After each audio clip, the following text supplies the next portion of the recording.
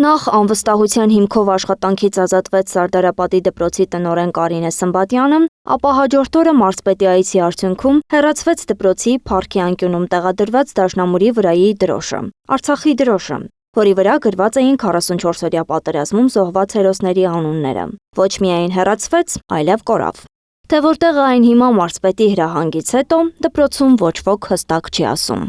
Ես չգիտեմ հիմա կա թե չկա, անկեղծ ասած, այդ օրվանից հետո ես առաջի անգամ եմ դպրոց մտնում, քանի որ դա եղել է 2 օր առաջ։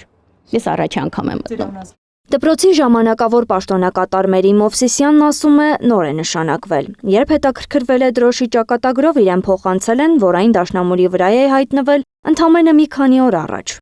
Մի մեծ դրոշ ես ինձ հետ բերել եմ, որ Հայաստանի Հանրապետության դրոշը երկրորդ հարկի պատին եւս փակցված լինի բարձր տեղում։ Ես կարծում եմ դրոշի տեղը, Հայաստանի Հանրապետության դրոշի տեղը միշտ բարձր պիտի լինի։